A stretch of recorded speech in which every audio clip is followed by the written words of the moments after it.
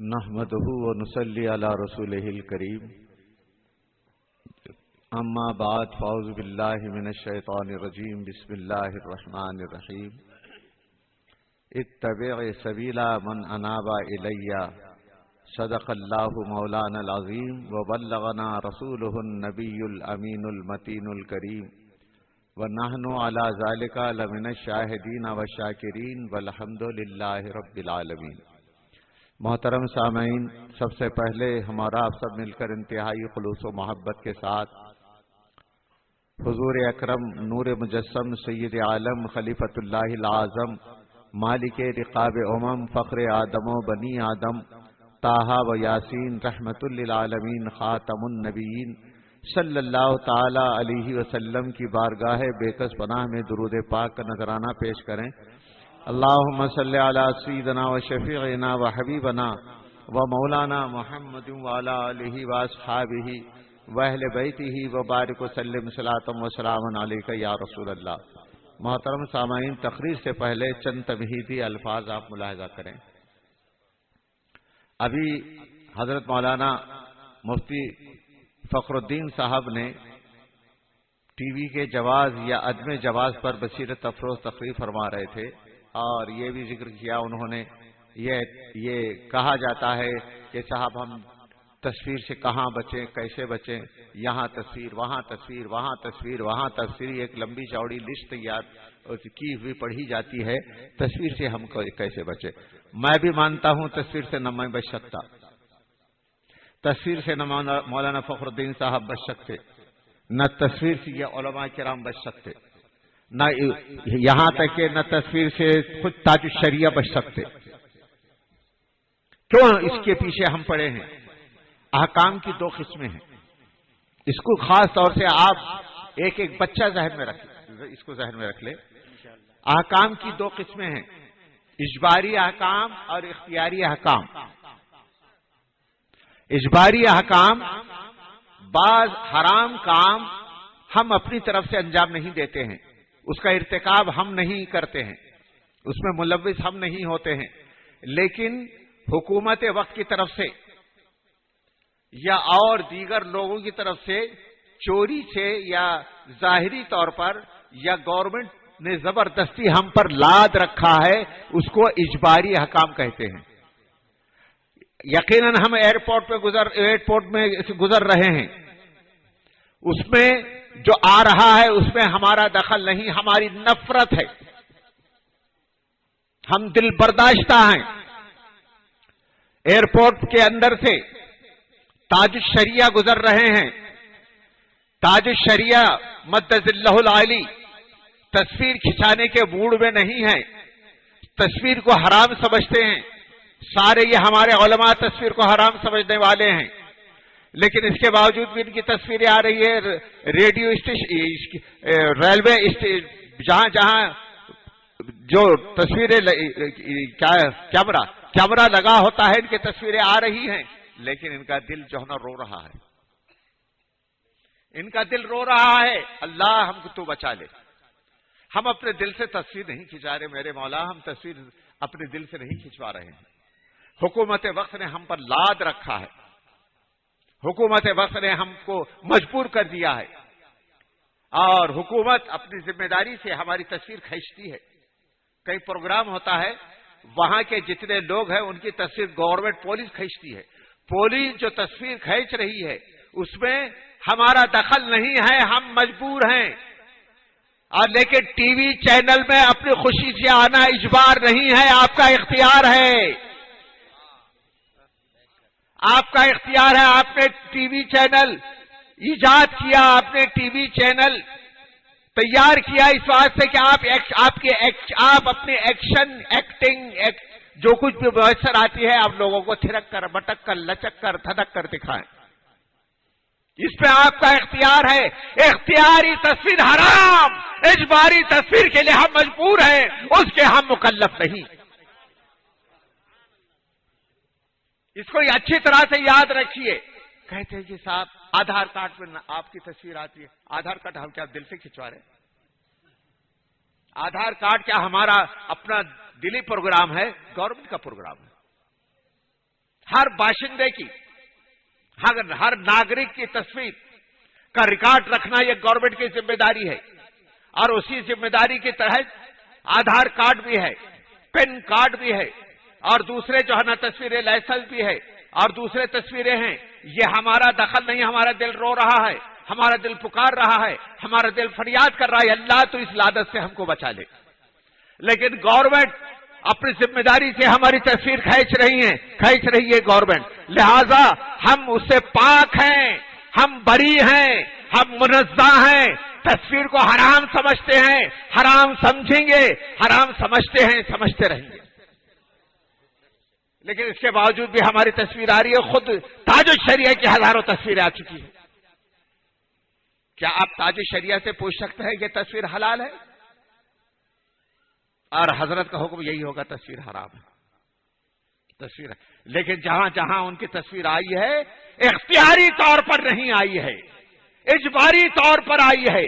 اجباری طور پر جہاں جہاں جس کی تصویر آ رہی ہے، اس میں جہاں ان کی تصویر آ رہی ہے اس میں ان کا دخل نہیں ہے، ان کے اوپر وہ احکام نہیں نافذ ہوں گے جو اختیار کے ہیں، مجبور ہیں، گورنمنٹ کی طرف سے ہم مجبور ہیں، گورنمنٹ نے لاگو کر دیا ہے، جس کے تحت ہم ناگرک ہونے کی حیثیت سے ہم جہاں بھی جائیں گے ہماری تصویر گورنمنٹ لے گی، ہماری تصویر گورنمنٹ کی ذمہ داری سے آ رہی ہے، اس میں ہمارا دخل نہیں۔ اور آپ نے چینل چالو کیا، یہ کون سی تصویر ہے؟ یہ اختیاری۔ یاد رکھیے، جو گناہ، جو حرام کام اجباری طور پر کسی نے زبردستی مجبور کیا، طاقت کے بل بوتے پر مجبور کیا، یا ظلم کی بنیاد پر مجبور کیا، تلوار گردن پر رکھا، تم کو شراب پینا ہے اور اگر شراب نہیں پیو گے تو تمہاری گردن کاٹ دی جائے گی۔ اگر اپنی جان کو بچانے کے لیے بندے کا معاملہ اتنا سخت نہیں ہے، جان دے دوں گا مگر حرام کام نہیں کروں گا، اس منزل پر وہ فائز نہیں ہے۔ بندہ اپنی جان بچانے کے لیے وہ اتنی پاس لحاظ اتنا وہ ظالم کے ظلم سے وہ اختیار کر رہا ہے، جس ظالم کے کہنے پر تھوڑی سی شراب منہ کو لگا دیا اور اس کا دخل اس میں نہیں، اس سے نفرت کرتا ہے اور اس سے وہ پیتا نہیں، نہ پیا ہے نہ پیے گا، شراب کو حرام سمجھتا ہے، جس نے گردن پر تلوار رکھ کر یہ کہی کہ اگر تم اس کو پیو گے نہیں تمہاری گردن اڑا دی جائے گی، موت کا ڈر سے اس نے شراب کے چند بوتے حرق کے اندر جو اتارا ہے وہ اجبار ہے، اجبار پر وہ نافذ نہیں ہوتا حکم۔ یہ اسلامی حکام ہیں۔ کیا الیاس قادری جانتا نہیں؟ لیکن صاحب الیاس قادری صاحب جو ٹی وی میں آ رہے ہیں کون سے اجبار کے تحت آ رہے ہیں؟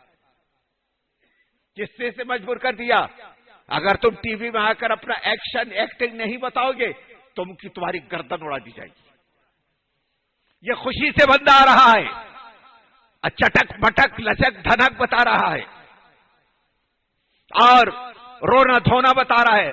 ابھی ایک صاحب کہنے لگے، کون تھے پتہ نہیں، ارے یہ لڑکیوں کو ہم دیکھتے تھے کہ یہاں پر جو ہے نا پھول رکھتے ہیں، لڑکیوں کو ہم یہ آج تک دیکھتے ہوئے آئے، جب لڑکیاں جب بیچارے بنتی سبرتی ہیں، جہاں کہیں کہ لڑکیاں رواج ہے لڑکیوں کے، تو یہاں دو پھول رکھ لیتے ہیں، لڑکیاں پھول بالوں میں جو ہے نا اٹکا لیتی۔ یہ کون سی ادا ہے لڑکیوں کی طرح دو پھول یہاں پر؟ یہ کون سی ادا ہے ان کی؟ اور پھر جو ہے نا وہ لڑکیاں، کوئی بزرگ بڑا آدمی آتا ہے، دوپٹہ اس طرح سے اوڑھ لیتی ہیں کہ چہرہ اپنا چھپا لیتے ہیں، ظاہر بھی ہوا تو اتنا چہرہ ظاہر ہو، اور یہ جناب پورا ایسا ظاہر کر کے اور گھونگھٹ بھی ایسے نکال لیتے ہیں۔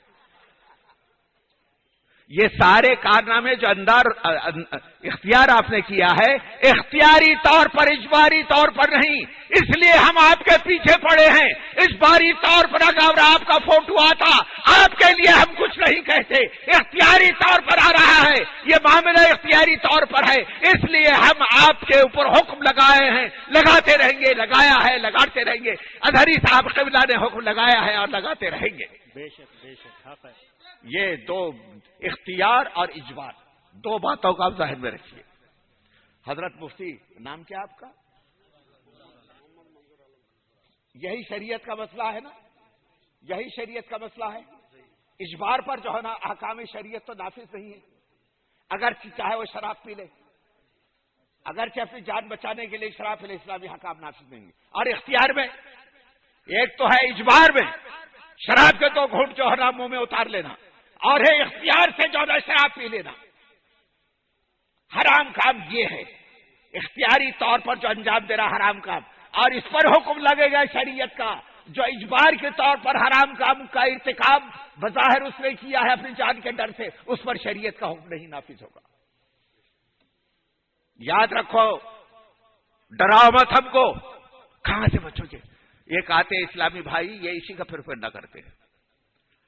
ناگپور میں ہمارے بڑے بڑے مفتی عبدالحلیم صاحب بھی ہیں، جو پہلے ایک زمانے میں مفتی عبدالحلیم صاحب کا نام ڈنکی کی چوٹ پر شیر کی طرح مشہور تھا. مناظر اہل سنت کہا جاتا تھا. دلائل اور براہین جب یہ نکال کر بیان کرتے تھے دیوبند کانپتا تھا. اور انہوں نے ان دلائل اور براہین سے ارشاد منہ چھپاتا تھا، طاہر منہ چھپاتا ہوا نظر آتا تھا. اور وہ بھائی ڈھیلے ڈھالے بھائیوں میں مل گئے، دعوتیوں میں مل گئے، سرپرست ہو گئے. اور وہ ارے بابو زندگی بھر ہم نے کچھ نہیں کیا. معاذ اللہ. ایک مرتبہ میں نے کہا کہ مفتی صاحب کیا کہہ رہے ہیں؟ زندگی بھر ہم نے عشق رسول کا جام پلایا، زندگی بھر آپ نے کچھ نہیں کیا. اور وہابیوں سے ٹکر لی، زندگی بھر کو آپ نے کچھ نہیں کیا. مناظرہ آپ نے کیے، زندگی بھر کچھ نہیں کیا. اس وقت آپ کے نام سے جو ہے نا دنیا دیوبندیت لرزتی تھی، کچھ نہیں کیا. اور آج تھوڑے سے ڈھیلے ڈھالے ایسے چٹک بٹک والے بھائیوں میں ہاتھ ہلا کر اور ہاتھ سے ہاتھ چٹکا کر کچھ بولنے کی ایکٹنگ بدل دی.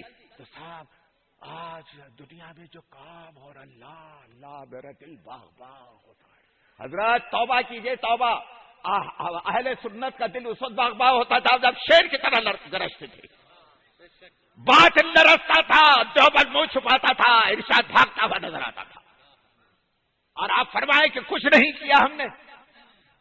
عشق رسول کا جام پلایا آپ نے، اور آج یہ ڈھیلا ڈھالا پن جو آیا آپ میں، اور الیاس قادری کے عشق میں. اور الیاس قادری ناراض نہ ہو، اور ہم نے کچھ نہیں کیا. آج دیکھیے نا، اور کس کو ہم نے کچھ، ہم سے مراد پوری جماعت ہوگی.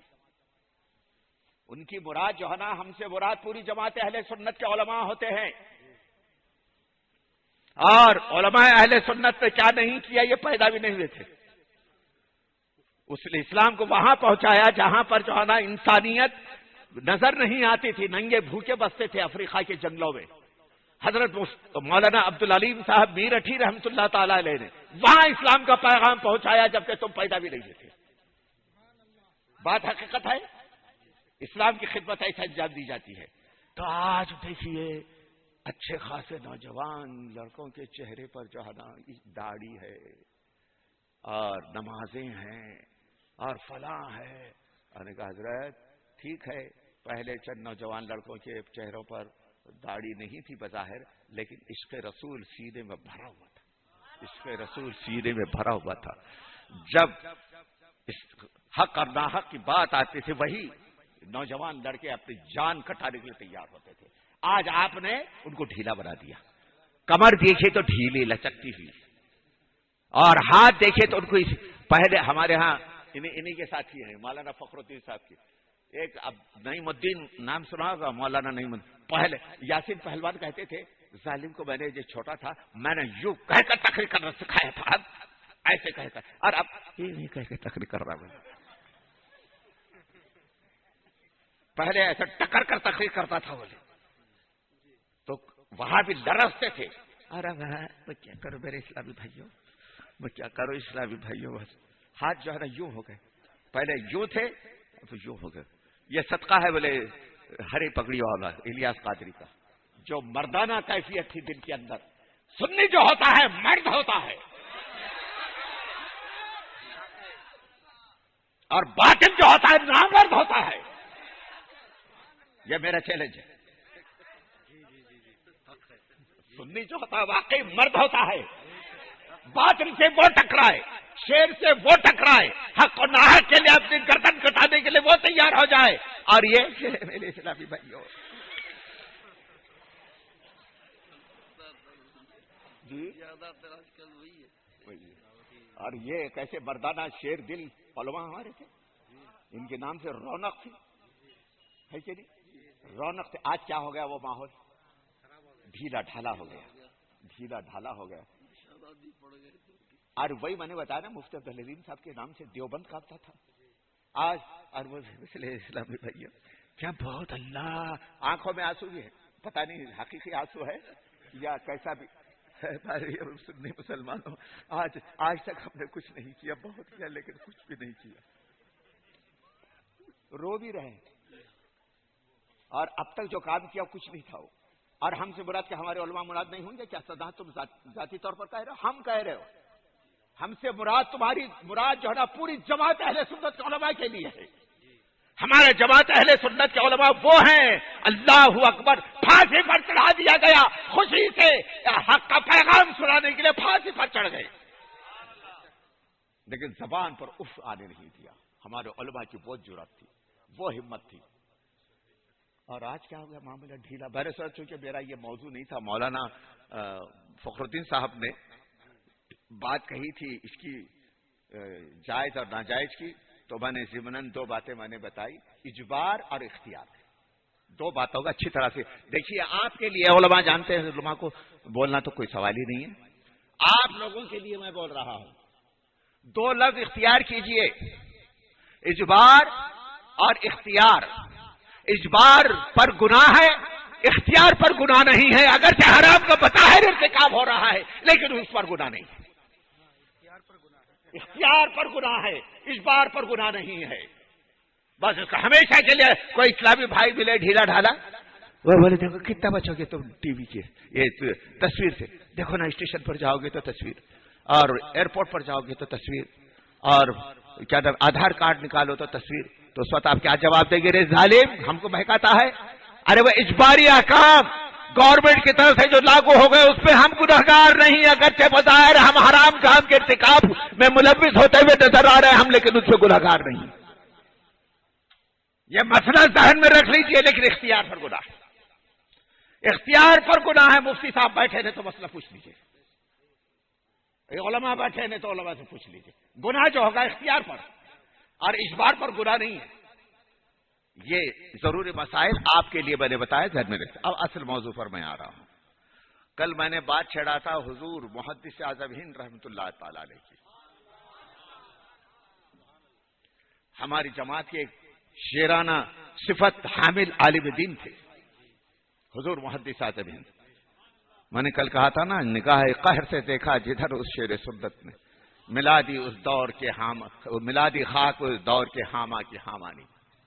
اور آپ نے کل یہ بھی سن لیا, تنہا حضرت محدث اعظم ہند کل سنایا تھا مفتی صاحب, تنہا حضور محدث اعظم ہند گھیر لیا غیر مقلد وہابیوں نے بھوپال میں, اور 8 دن تک بغیر کتاب کے غیر مقلدین کے دلائل کو ایسا کاٹتے رہے, ایسا کاٹتے رہے, ایسا کاٹتے رہے, ایسا وہ کتابیں انہوں نے پورا کتب خانہ سجا دیا اسٹیج پر.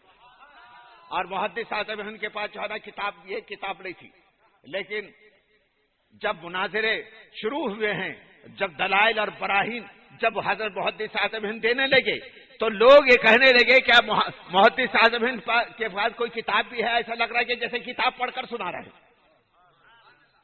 یہ ہمارے عالم تھے, وہ محدث اعظم ہند تھے.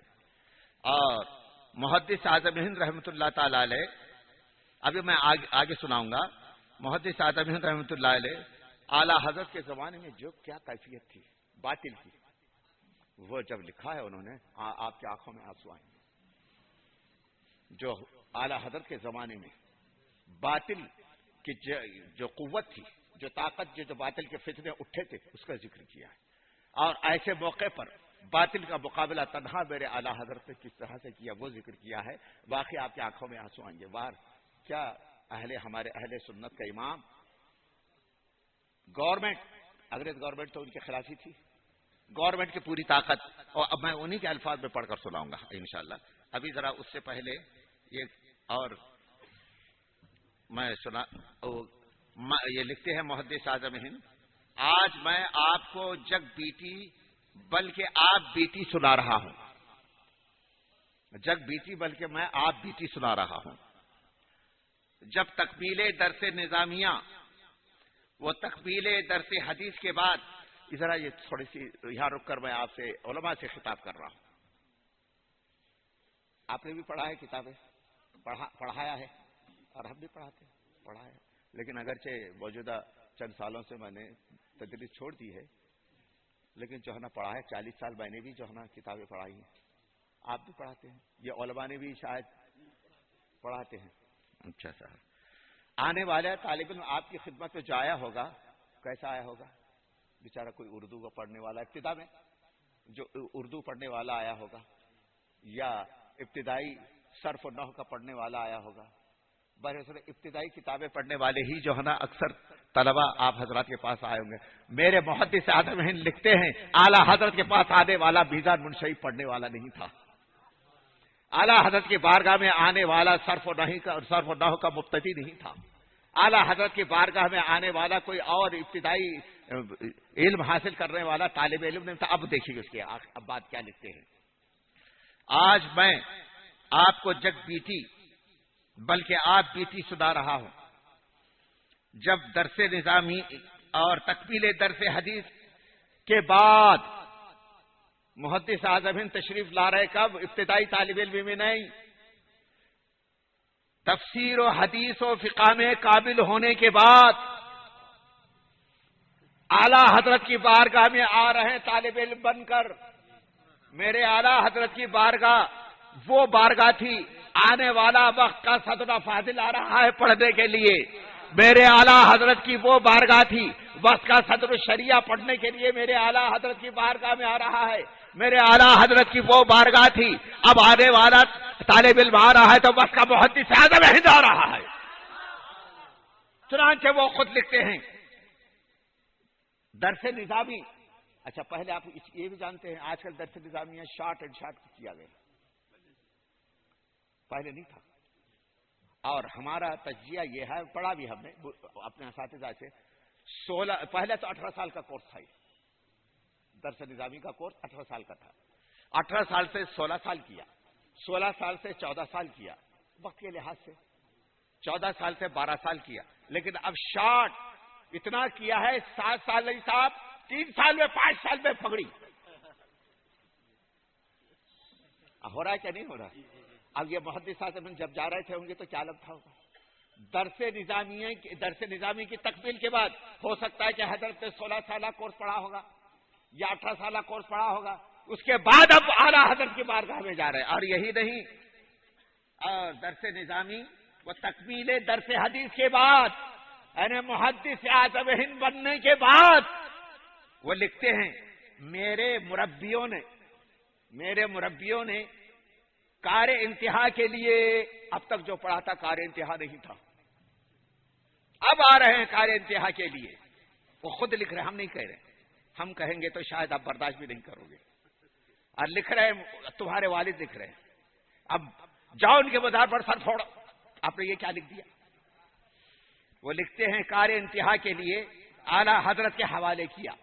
اور محدث اعظم ہند لکھتے ہیں زندگی کی یہی گھڑیاں میرے لیے سرمایہ حیات ہو گئیں.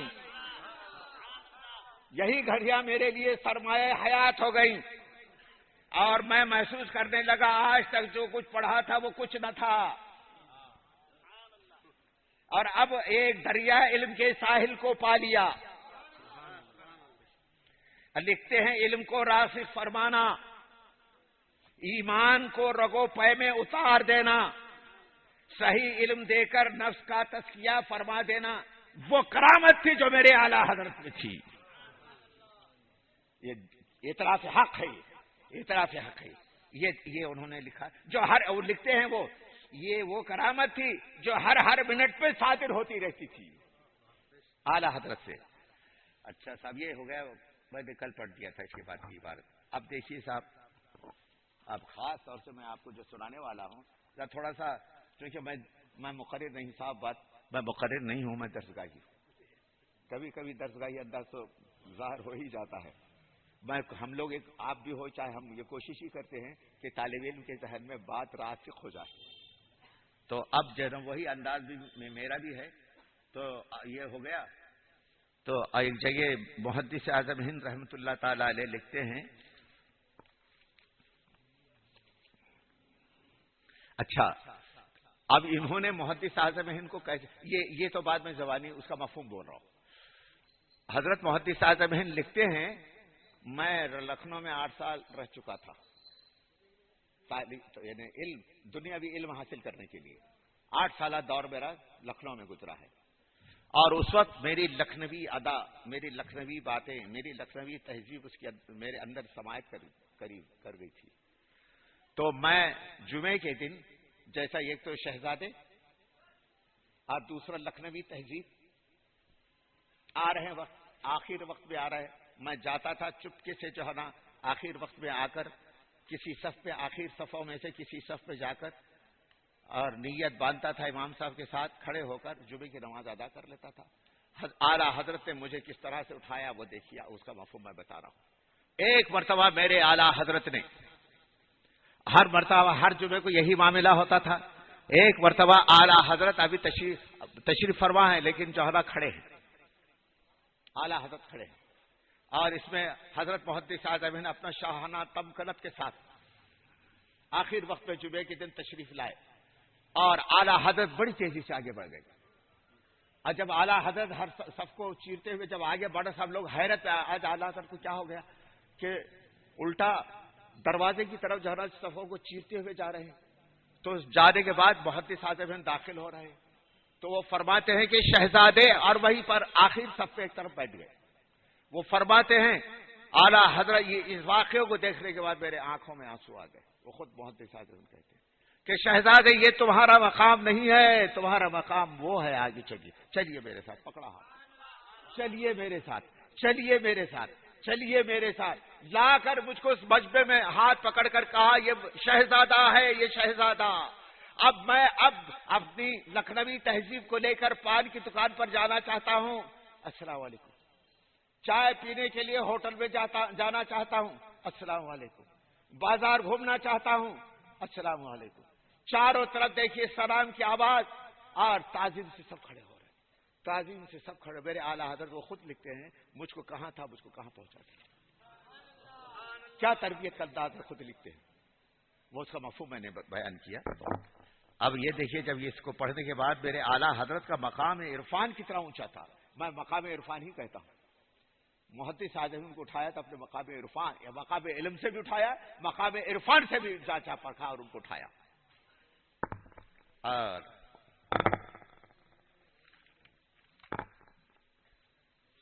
آپ کو تکلف محسوس ہو رہا ہوگا, لیکن چند باتیں ضرور سن لیجیے. یہ باتیں پھر بعد میں آپ کو سنائے گا نہیں کچھ سب. اب یہ سنیے, اب یہ اس علماء خاص طور سے اس کو سنیں. حضرت محدث اعظم ہند جو ہے نا فرماتے ہیں, سنیے ذرا اچھے دلچسپی سے سنیے. اب ذرا اعلیٰ حضرت کے چند شہکار بلاتا ہوں. یہی زمانہ تھا جب شہکار اعلیٰ حضرت کے تذکرہ فرما رہے ہیں تو لکھتے ہیں یہی زمانہ تھا وہابیت جنم لے رہی تھی. جیسا کہ دستور ہے تحریک باطل اپنے ابتدائی دور میں باوجود تخالف کے تیزی سے آگے بڑھتی رہتی ہے. ہر جگہ یہی ہوتا ہے. تو ابھی کچھ اور پھر تھوڑی دیر کے بعد مکر گئے. میرا مطلب ایسا نہیں, ایسا ابھی بعد میں پھر کچھ اس کے خلاف کچھ کہا, اس کے خلاف کچھ کہا, اس کے خلاف کچھ کہا. صراط مستقیم میں کسی چیز کو بزرگوں کا ارشاد بتایا, تقویت الایمان میں کسی کو بدعت اور ضلالت لکھ دیا, لکھ مارا, لکھا اس میں لکھ مارا. اور ایک نے کچھ کہا, دوسرے نے کچھ کہا. مولوی رشید احمد گنگوہی نے اپنے کو آقا تقی سمجھ کر فتویٰ دے دیا. آقا تقی کے باغ میں کوے کو حلال کر دیا اور کوا کھانے کو کار ثواب قرار دیا. بکرے کے کپورے کو ہضم کرنے لگے. دیوالی میں بتوں کے چڑھاوے کے تحفے قبول کرنے لگے. یہ اعلیٰ حضرت کے زمانے میں فتنوں کا ذکر کر رہے ہیں. اب ان سب کے خلاف اعلیٰ حضرت کو کام کرنا, کتنی بڑی روحانی قوت تھی اعلیٰ حضرت میں. اچھا صاحب, قبول کرنے لگے. اس طرح تحلیل ما حرم اللہ کا سلسلہ چل پڑا.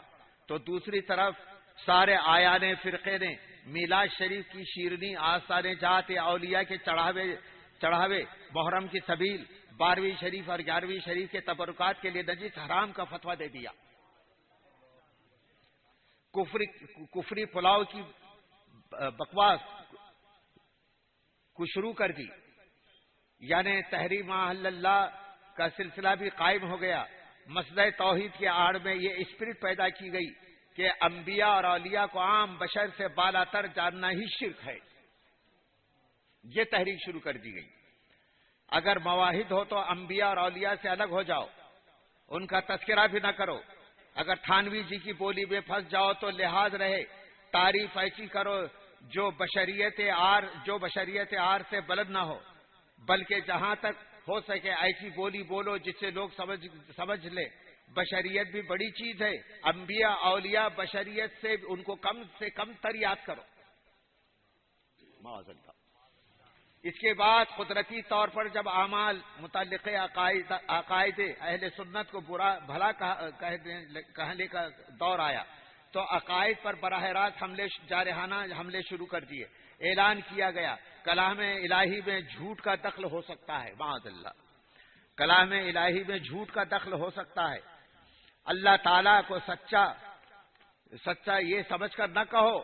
وہ ہر عیب سے پاک ہے اور جھوٹ اس کے کلام میں محال ہے، بلکہ اللہ تعالیٰ کو پاک اور بے عیب کہنے کی مجبوری آن پڑے تو سمجھ لو کہو. عادتاً اگر جھوٹ نہیں بولتا، لیکن اگر بولے تو اس میں کوئی حرج نہیں.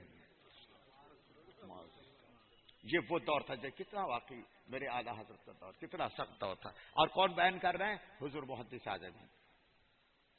تو مر کر مٹی میں مل گئے والا عقیدہ دیا جانے لگا اور ان کا مرتبہ عند اللہ چوڑے چمار یا اس سے زیادہ گاؤں کی چودھری جیسا بتایا جانے لگا. ایک بولا علم رسول پاک کے اندر کوئی شان تخصیص نہ تھی، اور ان کو اگر غیب کا علم تھا تو کوئی بڑی بات نہ تھی. ایسا علم غیب، وہی عبارت گندی عبارت، اس کو میں نہیں پڑھوں گا. ہمارے فرقے کے عالم عزازل کے علم کو دیکھو، رسول کے علم سے کتنا بڑا ہوا ہے. معاذ اللہ. اگر رسول کے لیے وفور علم کو مانو گے تو مشرک ہو جاؤ گے. ایک ان کے ادارے یا بانی نے پیمائش کی امتی کو نبی سے بڑھا دیا. یہ پورا سلسلہ پورا پیر نیچر تک جو ہے نا پورے فتنے گن ڈالے جو اتنے اور بھرے. یہ پورا وہ کتنے بڑے ہوں گے. ایسے میں لکھتے ہیں. اب آخر میں محدث اعظم ہند لکھتے ہیں اللہ اکبر. یہ اللہ کا میں زبانی جو ہے نا میں بول رہا ہوں، یہ اللہ کا ہم پر احسان تھا. اللہ کا احسان ہم پر ہوا. تو ہم اہل سنت کے عقیدے کی حفاظت کے لیے بریلی سے ہمارے امام اعلیٰ حضرت امام احمد رضا کو پیدا فرمایا. سب کی زبانوں کو پکڑ کر گدھی سے اکھاڑا. اس میں لکھا، یہی لکھا، اس کا مفہوم ہے. اور وہ اعلیٰ حضرت کی خدمات گنایا ہے. اعلیٰ حضرت کی خدمات گناتے وہ یہاں تک لکھتے ہیں. پھر وہ اسماعیل دہلوی پر اعلیٰ حضرت کا فتویٰ جو وہ محتاط فتویٰ ہے اس کا بھی ذکر کیا ہے اور بڑا لمبا چوڑا کا ہے نا. تو اب لکھتے ہیں اعلیٰ حضرت، اب یہ فتنوں کا ذکر کیا. اب آخر میں لکھتے ہیں میرے استاد، ان کے محدث اعظم کے استاد تو حضرت وسیع احمد صاحب محدث صورتی تھے. حدیث میں علم حدیث میں محدث وسیع احمد صاحب محدث صورتی رحمۃ اللہ علیہ لکھتے ہیں میرے استاد فن حدیث، میرے استاد فن حدیث کے امام کو حضرت مولانا فضل الرحمان صاحب گنج مراد آبادی سے بیعت تھی. اگر دیکھیے ادھر دیکھیے بھیا، ادھر دیکھیے. آپ باتیں کرو گے تو کیا سنا رہا بھیا؟ نہیں تو لاؤڈ اسپیکر پر اچھا سنا، لاؤڈ اسپیکر پہ کیا سنا رہا.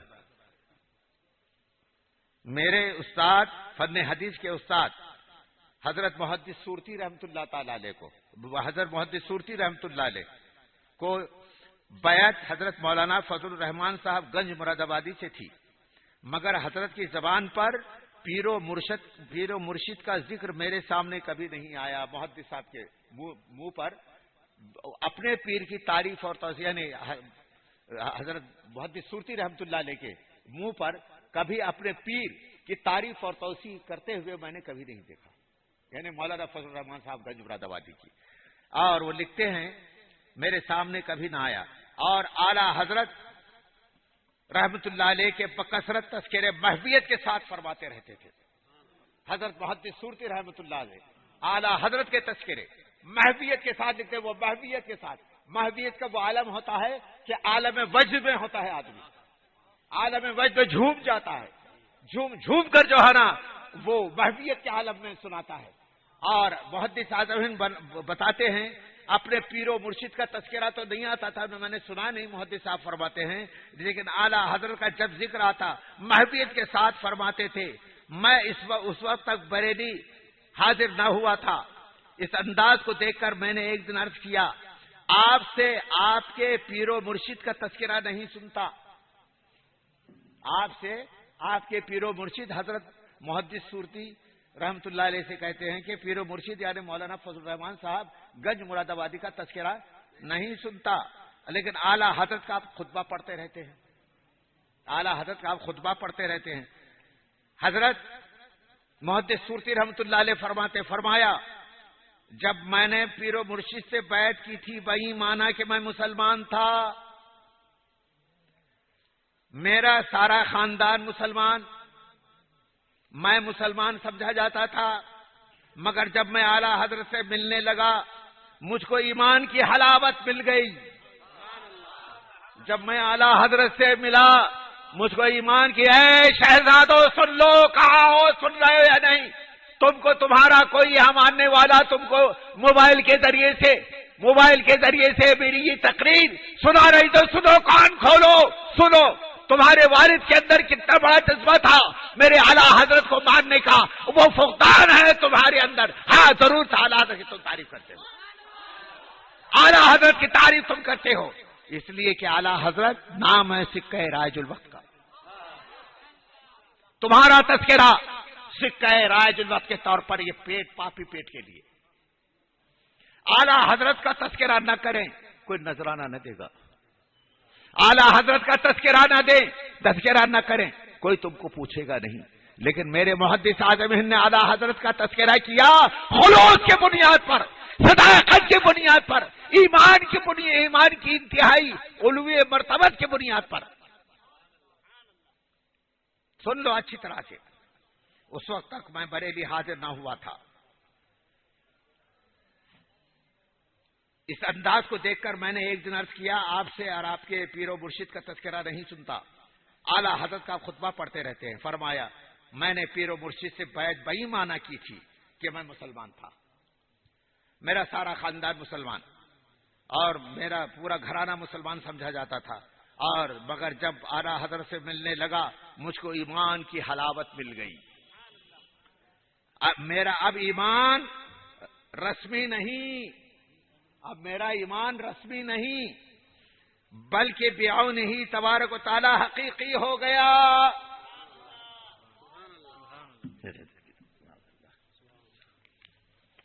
حقیقی ہو گیا اور ایمان کی حلاوت مل گئی. اچھا ایمان بخشا اعلی حضرت نے ہمیں ایمان بخشا. لکھتے ہیں اعلی حضرت نے ہمیں ایمان بخشا. کیا ہم معاذ اللہ حضرت محدث اعظم کے بارے میں کچھ عقیدہ رکھ سکتے ہیں؟ نہیں. یہ جو کچھ فرمایا ہے اپنے ایمان کی یعنی ایمان میں وہ پختگی ملی. اب کوئی شک ہونے نہیں لگا کہ صاحب ہمارا وجود بھی اب خطرے میں پڑ سکتا ہے. بحمدہ تبارک و تعالی ہم اتنے مضبوط ایمان والے ہو گئے اب کوئی میرے ایمان میں شک کر نہیں سکتا، نہ میرے خاندان کے ایمان کے بارے میں شک کر سکتا ہے، اس لیے کہ میرا تعلق اعلی حضرت سے ہو گیا. اچھا اب میرا ایمان رسمی نہیں بلکہ بیاو نہیں تبارک و تعالی حقیقی ہو گیا. جس نے حقیقی ایمان بخشا اس کی یاد سے اپنے دل کو تسکین دیتا رہتا ہوں. حضرت بہت ہی صورتی جس کی یاد سے تسکین. حضرت کا انداز بیان اس وقت چشم پرنم. وہ کہنے لگے حضرت محدث صورتی رحمت اللہ تعالی علیہ کا بیان اس وقت جو ہے نا پرنم آنکھیں تھیں. حضرت محدث صورتی کی آنکھیں پرنم تھی. حضرت اور پرنم آنکھوں سے یہ تذکرہ فرما. کتنا بڑا مرتبہ میرے اعلیٰ حضرت کا رہا ہوگا. اور تذکرہ کرنے والے بہت ہی اعظم اپنے استاد کے بارے میں یہ لکھ رہے ہیں. اچھا صاحب، اب ایک جگہ اعلیٰ حضرت یہ لکھتے ہیں جس کے بارے میں ان کو برداشت نہیں ہے، جن کے بارے میں اچھا وہ خود لکھتے ہیں. ہم کو پہلے فتنوں کا ذکر کیا یہاں سے. ارے بھیا ذرا جانے تو لائٹ، جانے تو لائٹ تو گئی مگر میری زبان تو چل رہی ہے، میں سنا رہا ہوں، سنیے. ہم کو اور ہمارے ساتھ سارے عرب و عجم کو اعتراف ہے. یا حضرت شیخ محقق مولانا شاہ عبدالحق محدث دہلوی، اے شہزادو، چاہے وہ قاضی جی ہوں یا شیخ جی، اس عبارت کو ہضم کر لو تو میں تم کو بہت بڑا مجاہد مانوں گا. اگر اعتراض کیا تو ہم سمجھیں گے کہ ابھی تمہارے ایمان میں کمزوری ہے. اتنا راسخ ایمان جیسا تمہارے والد کا تھا ابھی پیدا نہیں ہوا تمہارے اندر. وہ فرماتے ہیں ہمارے ساتھ اعلیٰ حضرت کا یہ بہت صاحب کا انداز تو دیکھیے ذرا. ہم کو اور ہمارے ساتھ سارے عرب و عجم کو اعتراف ہے. یا حضرت شیخ محقق اب شاہ مولانا شاہ عبدالحق محدث دہلوی، یا حضرت مولانا بحر العلوم فرنگی محلی، یا پھر اعلیٰ حضرت کی زبان و قدم کا یہ حال دیکھا. مولا تعالیٰ نے ان کو اپنی حفاظت میں لے لیا. اللہ تعالیٰ جس کو اپنی حفاظت میں لے لیے اللہ تبارک و تعالیٰ جس کی حفاظت فرمائے. ارے وہ گناہوں میں معصوم تو نہیں کہہ سکتے عقیدے کی بنیاد پر، لیکن ہم یہ عقیدہ یہ انداز پر ہمیں مجبور کر رہا ہے. اگر اجازت ہوتی تو ہم اعلیٰ حضرت کو معصوم کہتے، شریعت نے اجازت دی ہوتی تو ہم ضرور معصوم کہتے. لیکن محدث اعظم ہند نے اشارہ دے دیا. اگر اللہ تبارک و تعالی، اگر یہ صاحب علم تھے محدث اعظم، یہ عقیدہ ہمارا یہی ہے نا، انبیاء علیہ السلام یا ملائکہ کے علاوہ کوئی معصوم نہیں. لیکن صحابہ کرام محفوظ تو ہیں، محفوظ ہے. اہل بیت اطہار محفوظ ہے. ان کو جو لکھا جاتا ہے صحابہ کرام اولیاء کرام کے بارے میں لکھتے ہیں، یا شیخ محقق عبدالحق محدث دہلوی یا علامہ فرنگی محلی، یا پھر اعلیٰ حضرت کو، اعلیٰ حضرت کی زبان و قلم کا یہ حال دیکھا کہ مولا تعالیٰ نے حفاظت پہ دے دی. معصوم تو نہیں ہے جس کے ہر وقت اللہ تبارک و تعالیٰ حفاظت فرمائے. ارے وہ گناہوں میں کیا مبتلا ہو سکتا ہے؟ ان کا اٹھنا اللہ تبارک تعالیٰ کی حفاظت میں، ان کا بیٹھنا اللہ تبارک تعالیٰ نے حفاظت فرمایا، ان کے چلنے کی اللہ تبارک تعالیٰ نے حفاظت فرمایا، ان کی زندگی کی اعلیٰ حضرت نے حفاظت فرمایا، اور ان کی تمام کارے بیماری کی حفاظت اللہ تعالیٰ نے کہا. یقیناً میرے اعلیٰ حضرت معصوم تو نہیں تھے عقیدے کی بنیاد پر، مگر وجدان کے طور پر ہم یہ کہنے کے لیے مجبور ہے محدث اعظم کی زبان میں کہ اعلیٰ حضرت معصوم تو نہیں تھے لیکن محفوظ تو ضرور تھے. اور محفوظ بھی ایسے مقام پر تھے اللہ تعالیٰ نے جن کی ہر وقت حفاظت فرمایا. شاہ عبدالحق صاحب محدث دہلوی، علامہ فرنگی محلی، اعلیٰ حضرت کی حفاظت اللہ تبارک تعالیٰ نے زندگی بھر ان کی حفاظت فرمایا. آج جب اللہ تعالیٰ نے حفاظت فرما لیا، اور عمر شریف کتنی تھی؟ 67 سال. یہی ہے نا اعلیٰ حضرت کی مولانا فخر الدین صاحب؟ 67 سال. 67 سال کے اندر وہ کارہائے نمایاں. میں جب یہاں پر آتا ہوں، اب اگر وجدان پر میں تقریر کروں گا نا تو شاید رات گزر جائے. حقیقت حال پر میں بول رہا ہوں. اعلیٰ حضرت کی 67 سال کی عمر، 67 سال کی عمر میں تصنیف و تالیف کا کام 8 سال کی عمر سے. مفتی صاحب یہی ہے نا کہ 8 سال کی عمر شریف سے، جس کی ہدایت النو کے عربی نے شرح فرمایا، اور وہاں سے لے کر وصایا شریف کے مرتب کروانے تک، وصال شریف سے کچھ منٹ پہلے 5 یا 10 منٹ پہلے تک تصنیف و تالیف کا سلسلہ جاری رہا. علماء فرماتے ہیں اس درمیان میں اعلیٰ حضرت 1300 کتابوں کے مصنف تھے. کیا اعلیٰ حضرت کے لیے ضروری زندگی کے امور انجام نہیں دیا ہوگا جو انسان کے بشری تقاضے کے تحت ہوتے ہیں؟ سونا ہے، اٹھنا ہے، چلنا پھرنا، سفر، حضر وغیرہ وغیرہ.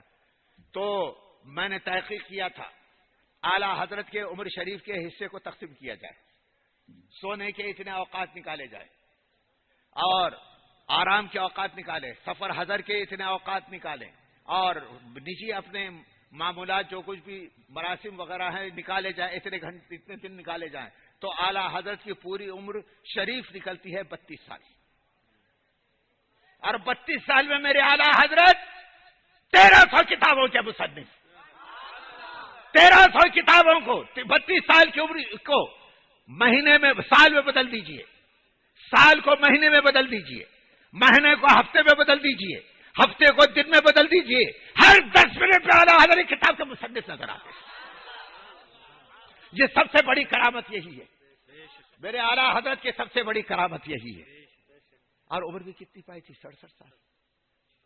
اور اگر میرا جہاں تک خیال ہے دوسرا 150 سال بھی عمر پاتا تو یہ کام انجام نہیں دے سکتا۔ 67 سال کی عمر شریف پہ اعلیٰ حضرت ایک کام انجام دیا، یہ ہے حفاظت میں لے لیا۔ محترم سامعین، عبارتیں تو بہت ہیں، لیکن اب میں اشرفی سلسلے کے بزرگوں ہی سے میں ثابت کرتا ہوں اعلیٰ حضرت کا کیا مقام تھا۔ اب یہ ذرا اس کو بھی سن لیجئے تھوڑی دیر کے لیے، اس کو بھی سن لیجئے۔ اب اشرفی بزرگوں نے میرے اعلیٰ حضرت، میں نے سنی آواز مئی جون 97 ہجری کے سنی آواز میں پاکستان کے نام سنا ہوگا، حضرت مفتی حسن علی حسن صاحب، MLC پاکستان، تو ان کا مضمون ہم نے چھاپا تھا۔ انہوں نے عنوان بھی ہے سیدنا اعلیٰ حضرت بریلوی سلسلے اشرفیہ کے اکابر علماء اور مشائخ کی نظر میں، از کاشف اسرار نجدیت مجاہد اہل سنت مولانا محمد حسن علی صاحب رضوی بریلوی BLC پاکستان۔ اور وہ تفصیل تو بڑی کچھ لکھے، صرف بزرگوں کے تاثرات میں پڑھ رہا ہوں۔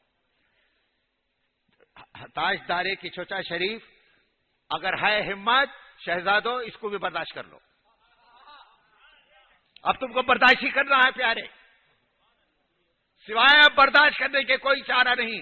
ہم ننھے منھے اچکتے بچوں کی تقریروں پر توجہ نہیں دیتے ہیں، یہ تو پھدکنے کا زمانہ ہے پیارے، یہ تو ان کے پھدکنے کا زمانہ ہے، اور حالات نے ان کو اتنا مجبور کر دیا ہے۔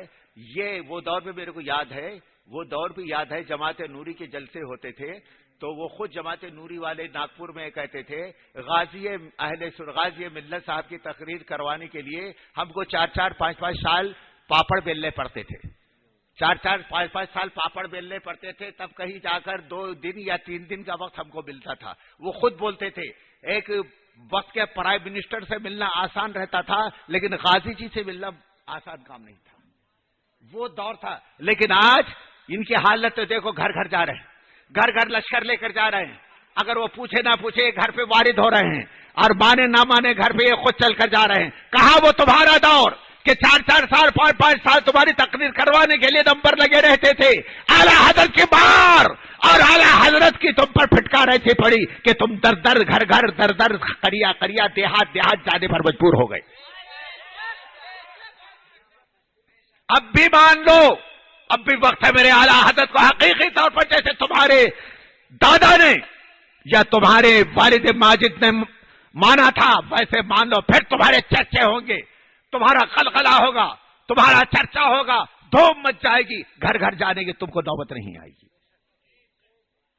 حضرت اشرفی میاں صاحب رحمت اللہ تعالی علیہ لکھتے ہیں، امام اہل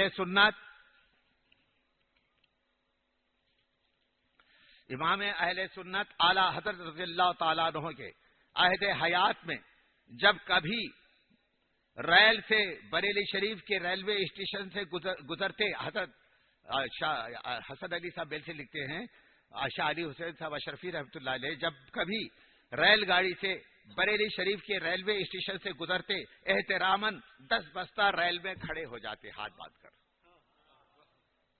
باندھ کر، تو لوگ حیرت کرتے کہ یہ کس طرح سے یہ ٹرین میں ڈبے میں جو ہے نا ایسا ہاتھ باندھ کر کھڑے ہیں، احتراماً کھڑے ہو جاتے، اور جب ٹرین بریلی شریف کے حدود سے گزرتی تو بیٹھتے۔ کسی نے عرض کیا کہ حضور آپ بریلی شریف کے حدود سے گزرتے ہوئے کھڑے کیوں ہو جاتے ہیں؟ سیدنا شاہ علی حسین اشرفی رحمت اللہ تعالی علیہ نے فرمایا، جب ایک نائب رسول اپنی قبر میں آل رسول کے تعظیم کے لیے کھڑا ہوا ہے تو آل رسول کیوں نہ نائب رسول کی تعظیم کے لیے یہاں کھڑا ہو جاتا۔ یہ تھا روحانی تعلق، یہ تھا دونوں میں روحانی تعلق. کیا اس کو ہضم کر پاؤ گے؟ اگر تمہارا یعنی تمہاری معدے کی قوت مضبوط ہے تو ہضم کر لو، ہمت ہے تو ہضم کر لو. اور سید محمد اشرفی جیلانی، میں نے تو ان کا بہت سارا پڑھ کر سنا لیا، لیکن یہ بھی لکھ رہے ہیں، ان کا بھی سن لیجئے. وہ وہی واقعہ لکھ رہے ہیں کہ میرے حضور شیخ المشائخ سیدنا علی حسین اشرفی میاں قدس سرہ العزیز وضو فرما رہے تھے. محدث اعظم لکھ رہے ہیں میرے شیخ شاہ علی حسین اشرفی میاں رحمت اللہ تعالی علیہ وضو فرما رہے تھے. ایک بارگی رونے لگے اور یہ بات کسی کے سمجھ میں نہ آئی. آگے بڑھا تو فرمایا، بیٹا میں فرشتوں کے کاندھے پر قطب الارشاد یعنی بریکٹ میں میں نے لکھا ہے، یہ میرے الفاظ ہیں، انہوں نے صرف قطب الارشاد کہا، بریکٹ میں نے اضافہ کیا ہے اتنا کہ یعنی قطب الارشاد سے مراد امام اہل سنت اعلی حضرت بریلوی. قطب الارشاد کا جنازہ دیکھ کر رو پڑا ہوں. جب چند گھنٹے بعد بریلی سے اعلی حضرت کے وصال کا تار ملا تو ہمارے گھر میں کوہرام پڑ گیا. یہ تھے روحانی تعلق. اور یہ بھی فرمایا شاہ علی حسین اشرفی میاں رحمت اللہ تعالی، یہ بھی تمہارے لیے چیلنج کے طور پر میں پیش کر رہا ہوں، ہے ہمت اس کو بھی اٹھا لو. میرا مسلک شریعت اور طریقت میں وہی ہے جو حضور پر نور اعلی حضرت مولانا شاہ احمد. تو مسلک پر بڑا چڑھتے ہو نا، یہ کیا مسلک اعلی حضرت ہے؟ مسلک اعلی حضرت کیا چیز ہے؟ ذرا اس کو بھی برداشت کر لو. جب حضور پر نور، میرا مسلک شریعت اور طریقت دونوں میں وہی ہے جو حضور پر نور، وہ بھی حضور بھی سادے نہیں، حضور پر نور اعلی حضرت مولانا شاہ احمد رضا خان صاحب بریلوی رضی اللہ تعالیٰ عنہ کا ہے. میرے مسلک پر مضبوطی سے قائم رہنے کے لیے سیدنا اعلی حضرت رحمت اللہ علیہ کی تصانیف کا مطالعہ ضرور مطالعہ کرو اپنے اولاد کو، اور اپنے ماننے والوں کی وصیت فرما رہے ہیں. اور میرے والد ماجد کا بھی ذکر کیا ہے. اور وہ شاہ حسن علی صاحب میلسی والے لکھتے ہیں، سیدنا مخدوم سید شاہ چندہ حسین اشرفی رائے چوری. اب میرے والد کے الفاظ، چونکہ وہ بھی اشرفی تھے میرے والد. ہم لوگ اچھا ہمارے بارے میں بھی سن لیجیے، ہم اشرفی ہیں لیکن کچھوچا کے واسطے سے نہیں، قطعی کچھوچے کے واسطے سے نہیں. میرے جد اعلیٰ حضرت قطب رائچور رحمۃ اللہ علیہ براہ راست خلیفہ ہے حضرت مخدوم سمنانی، مخدوم سید شاہ اشرف جہانگیر سمنانی. ہم بحمدہ تبارک و تعالیٰ 650 سال بلکہ اس سے زیادہ عرصے کے ہم اشرفی ہیں. اشرفیت کا درد جتنا میرے دل میں ہوگا، تم تاجر ہو، تاجر سے دکھاتے ہو، اتنا درد میرے علاوہ کس کے دل میں ہوگا. اور میرے والد کے الفاظ سنیے، مجدد اسلام کی ذات پورے علماء اور پوری صدی میں ممتاز ہوتی ہے. اس لیے اہل ایمان سیدنا امام احمد رضا بریلوی قدس سرہ کے نام اور وجود کو خدا اور رسول کی عظیم الشان نعمت سمجھے. جو علماء و مشائخ آپ کی ذات سے بغض رکھیں وہ بد مذہب ہیں. راقب الحروف حضرت قطب رائچور سیدنا احمد شمس عالم حسین قدس سرہ المتوفا 892 ہجری کے 92 ہجری کے واسطے سے حضرت سید شاہ اشرف جہانگیر سمنانی کچھوچوی رحمت اللہ تعالی علیہ کے واسطے سے ان کے روضے کا سجدہ نشین ہے اور اشرفی ہے. اور اعلان کرتا ہے جو سید اور اہل خاندان سید ہی ہو یا اعلی حضرت کے خود اہل خاندان ہو، لیکن اعلی حضرت سیدنا امام احمد رضا کے قریب ہوا اور اس مجدد اسلام کے ہر ارشاد کو حکم العالم المطاع وما علینا الا الاتباع تسلیم کیا، اس نے لا دینی فطروں سے اپنے آپ کو محفوظ رکھ لیا اور اس نسبت اور وابستگی کے ذریعے نجات حاصل کر لی. اور یہ آپ کی عقیدت اور محبت اور 14ویں صدی اور 15ویں صدی کے لیے معیار سنیت ہے. میرے والد لکھتے ہیں آپ کی ذات 14ویں صدی اور 15ویں صدی کے لیے معیار سنیت ہے. اور پھر محدث اعظم کے مخصوص مضامین اور ان کے ارشادات لکھا ہے. اور شاہ احمد اشرف میاں رحمۃ اللہ تعالی محدث اعظم کے خسر شاہ علی حسین اشرفی میاں رحمۃ اللہ علیہ کے بڑے صاحبزادے اور ان کے صاحبزادے حضرت مختار اشرف صاحب سجادہ نشین سرکار کلام وہ لکھتے ہیں سیدنا شاہ علی حسین اشرفی کے چوچوی رحمۃ اللہ علیہ کے فرزند دلبند حضرت سیدنا اعلیٰ حضرت بریلوی کے تلمیذ اور خلیفہ ہیں. اہل سنت قدس الروح نے اعلیٰ حضرت نے ان کے متعلق فرمایا. نظم ہے نا اپنے شاگرد اور خلفاء کی نظم اعلیٰ حضرت نے لکھی ہے, تو اس میں شاہ احمد اشرف رحمۃ اللہ علیہ کے لیے فرمایا ہے احمد اشرف حمد و شرف لے, احمد اشرف حمد و شرف لے, اس سے ذلت وہابیوں کی طرف اشارہ ہے, اس سے ذلت پاتے یہ ہیں یعنی وہابی.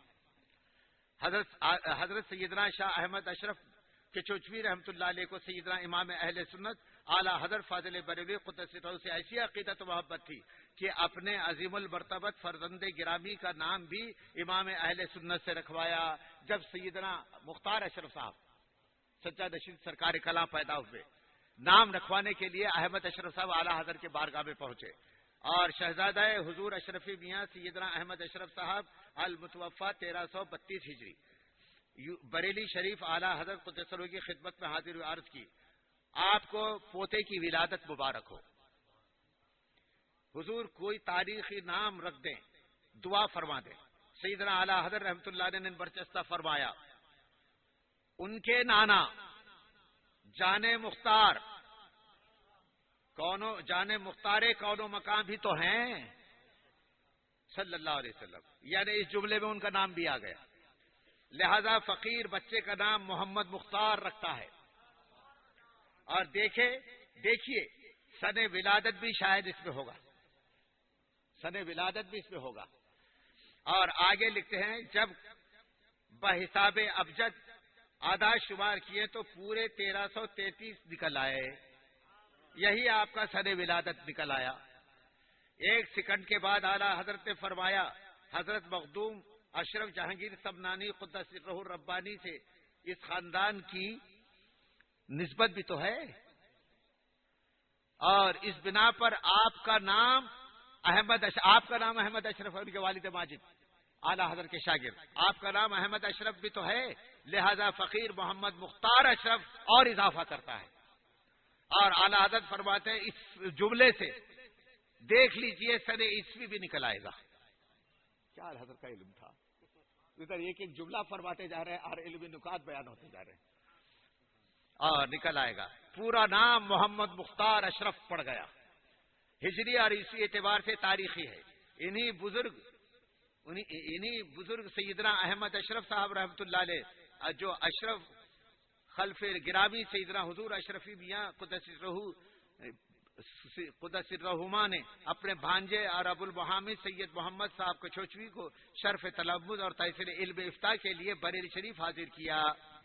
یہ بہت سارے اشرفی بزرگوں کا معاملہ ہے. بہر صورت اب بریلی ہمارا مرکز ہے, بریلی ہمارا مرکز ہے. اچھا, میں علماء سے مخاطب ہوں. آج کل یہ کہا جاتا ہے اعلیٰ حضرت کے زمانے میں, یہ کون لکھا ہے, ابھی شائع ہوا ہے, یہ مفتی مطیع رحمان صاحب لکھتے ہیں.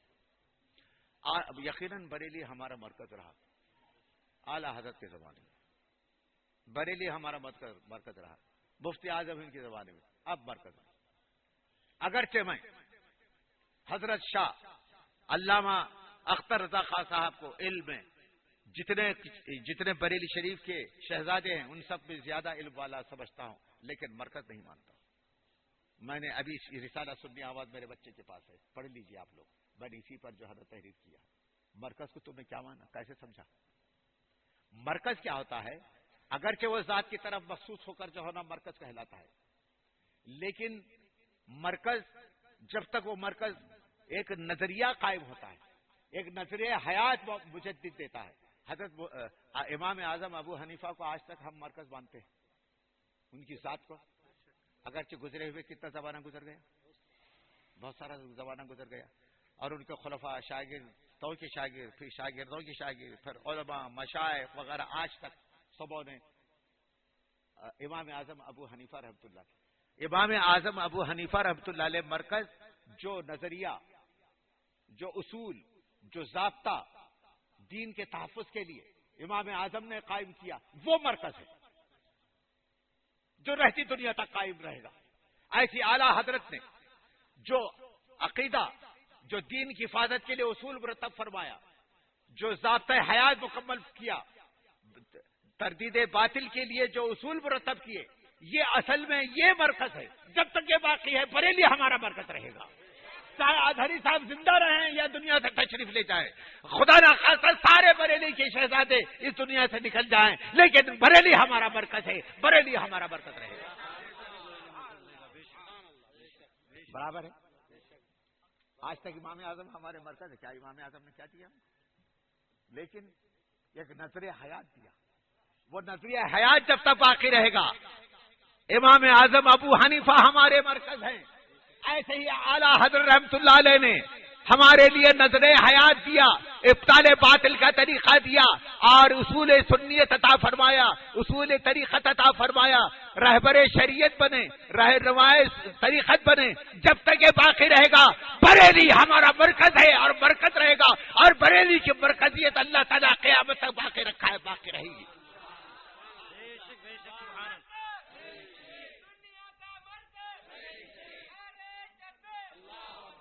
یہ میں نے خاص علماء کے لیے میں نے کہا.